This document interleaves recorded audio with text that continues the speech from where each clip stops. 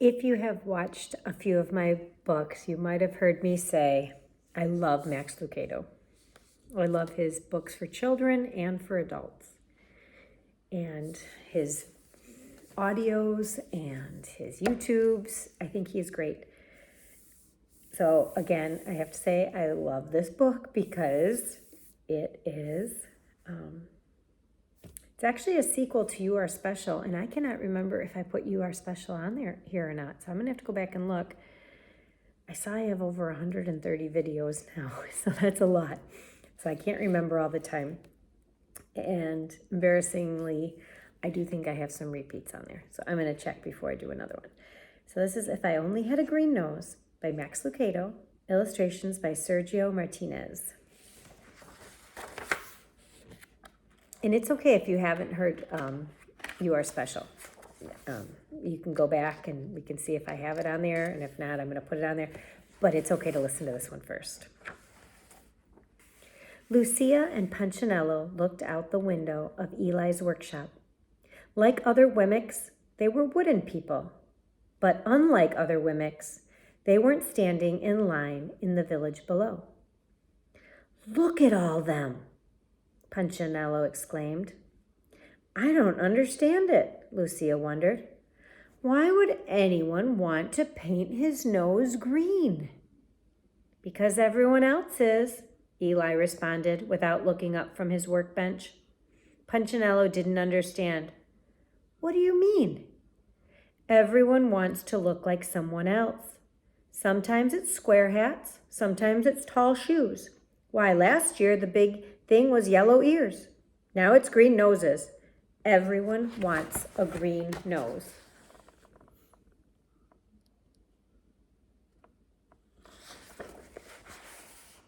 Does a green nose make them smarter? Punchinello asked. No. Does a green nose make them stronger? No. Does it make them faster? No. Then what does a green nose make them? Eli looked up and smiled. Greener. But his smile left as he looked out the window and the long line of Wemmicks. They think they'll be happier if they look like everyone else. But I made them different on purpose. Freckles, long noses, bright eyes, dark eyes. These were my ideas. Now they all want to look the same. Not me, said Lucia. I'm happy just the way you made me. Me too, agreed Punchinello. I don't need a green nose to feel special. Then he paused and looked at the village. But I would like to see how a green nose looks up close. Want to go?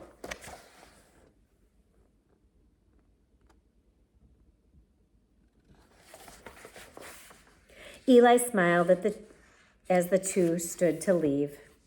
Just remember, I made you different on purpose, he told them.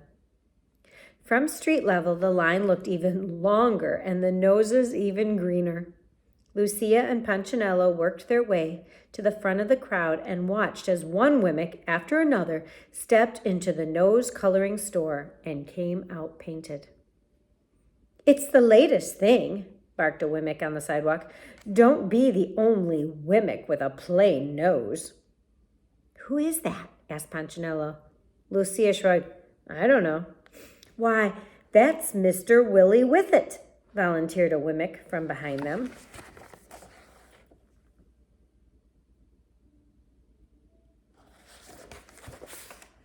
Does he run the nose painting store? Asked Punchinello. More than that, the Wemmick explained. Painted noses were his idea. So were the square hats and the tall shoes and the yellow ears. New things are his thing. He decides what is with it. Isn't he the best? So he decides what's with it. Lucia and Punchinello took a good look at this tall Wemmick with the deep voice, big smile, tall hat, and green bow tie that matched his oh so great green nose. Both were thinking the same question. Lucia asked it. Who made him the new thing picker? The Wemmick looked puzzled, like he'd never been asked that question. Well, I don't know. He always has. Then his eyes brightened. Wait, look, here comes a new nose. Ooh, said all the Wemmicks. Ah, admired some of the others. The just-painted Wemmick didn't stop to speak. He just kept his nose in the air and walked past. All the green-nosed Wemmicks did this. After all, how could your nose be seen if it wasn't in the air?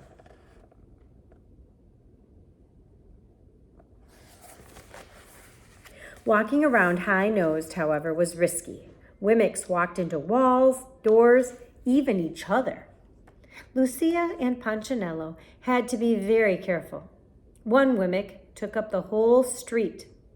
Step back, he announced. It was the mayor. Make way, every Wemmick. My wife is coming in for a touch-up. With one hand, he waved back the citizens. With the other, he guided her through the crowd. Horrible, just horrible, she cried, covering her nose with both hands. I chipped some paint when I bumped into a tree. Now the real me is showing. Horrible, just horrible. As the crowd passed, Lucia shook her head. Such a fuss over a green nose. Yeah, agreed Punchinella. You'll never catch me in the nose coloring store.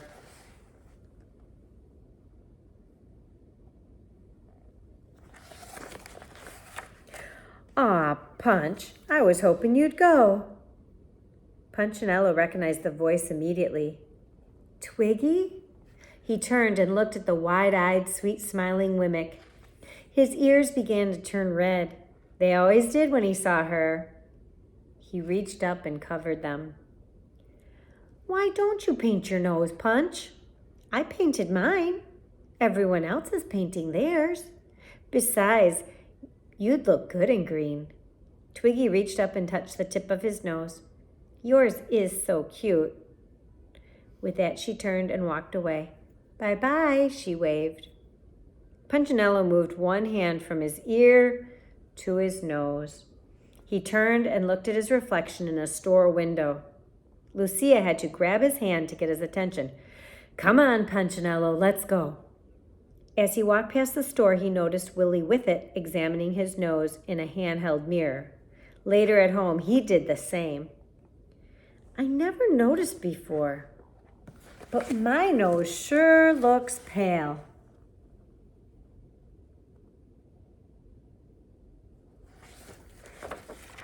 The next morning, Punchinello walked down the street with his friends, Splint and Woody. Are you really thinking about it? Woody asked. Sort of, Punchinello answered. They say the paint stings your nose, Woody volunteered. And it stinks, Splint added. The brush could get in your eyes, Woody continued. And it only comes off with sandpaper, Splint nodded. Shh, Punchinello put a finger to his lips and pointed at a large crowd of green-nosed Wemmicks standing in the square. Something's going on. The mayor was standing on a platform. His wife, nose freshly painted, and Willie Whiffet were on either side of him. Welcome, one and all, to the first meeting of the Nosy Wemmicks Club, he announced. Your glistening green sets you apart as a Whiffet Wemmick. As if on cue, Wemmicks began stroking their noses. You are classy, you are keen, you are awesome, you are green.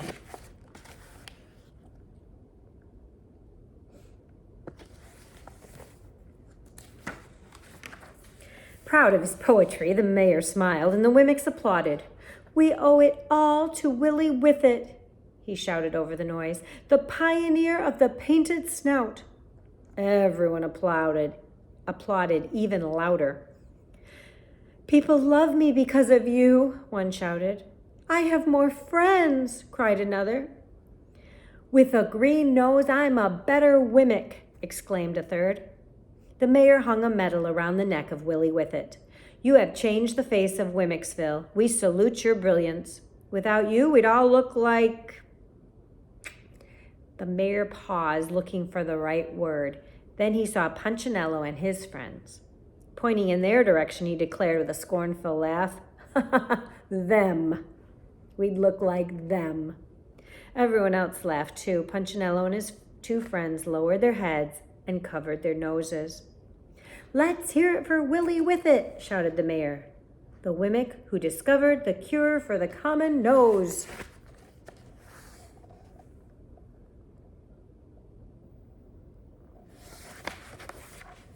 As the townspeople shouted and applauded, Woody, Splint, and Punchinello quickly turned and walked away.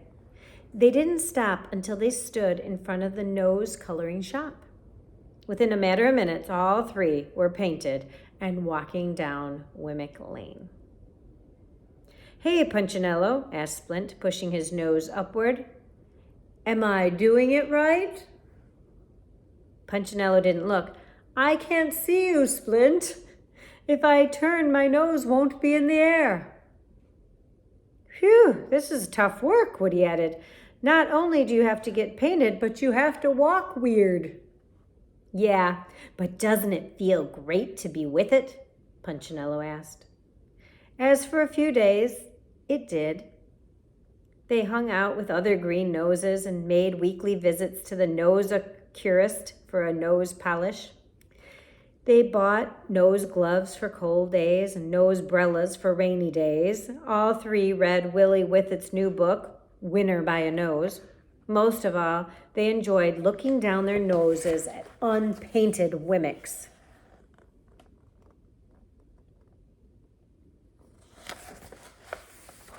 One day, when they were feeling especially smug, Splint said to Punchinello, "I just can't imagine who wouldn't have a green nose." Punchinello agreed. "Anyone without a green nose is so..." "So what?" a voice interrupted. It was Lucia. Punchinello was embarrassed. "I haven't seen you in a while," he said. "You haven't seen anyone in a long time," she replied, "except yourself." He started to speak but didn't. He was bothered by what she said. And he was even more bothered by what he saw. He saw it the next morning as the three were walking into Wemmicksville. Standing on the other side of the road was a Wemmick with a red nose. "He needs to get with it," they said to each other. But then they saw another Wemmick, also with a red nose. Then a third and a fourth.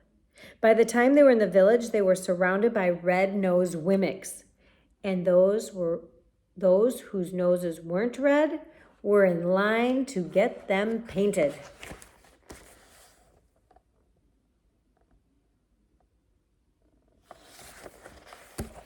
"Step right up," shouted Willie Whiffet from the steps of his store. "Green noses are out and red noses are in."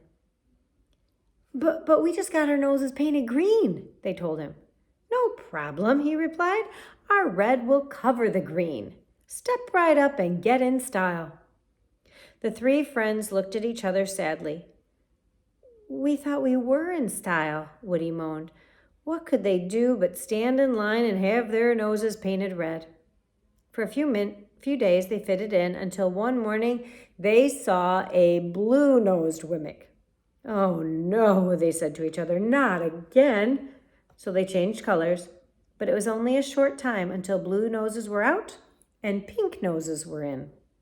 Then pink was out and yellow was in. Then yellow was out and orange was in.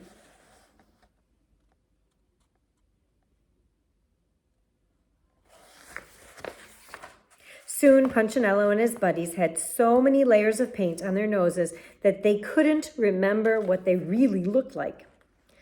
"This has to be the final color," they said the day they walked out with orange noses. But once again they were wrong. "I'm so tired of this," Woody moaned, but he saw a purple painted Wemmick. "I wish my nose was common again." The three sat on a rock and hung their heads. "Me too," agreed Punchinello. "I should have listened to Eli." "You think he would help us?" "Why don't you ask him?" All three turned at the sound of a familiar voice. "Lucia," they said. "He asks about you every day. she told them. Is he mad? Punchinello wondered. Sad, but not mad.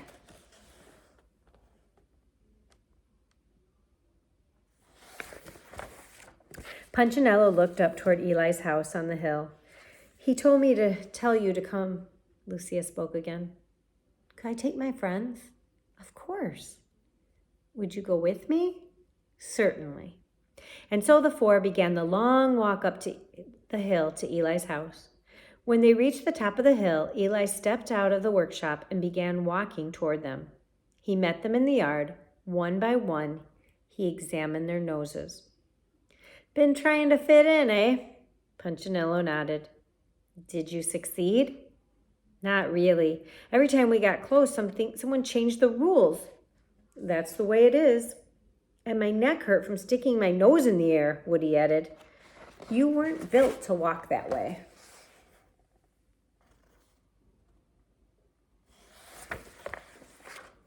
We just want to be ourselves again, Splint said. I'm glad to hear that.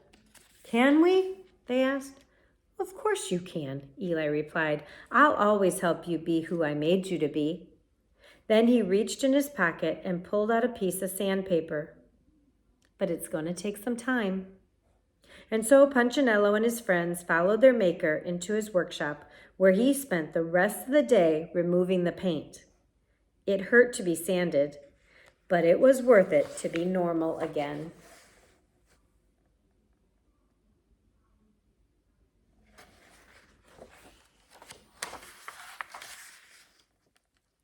The end. Oh, isn't that a great book? You know, it doesn't matter what age you are, it's always a temptation or a desire to want to fit in with others. And I would just encourage you to be who you were made to be. We're not all supposed to be the same. We're not supposed to all look the same. We're not supposed to all like the same things. So I encourage you to be who God made you and pursue that and be the very best you that you can be.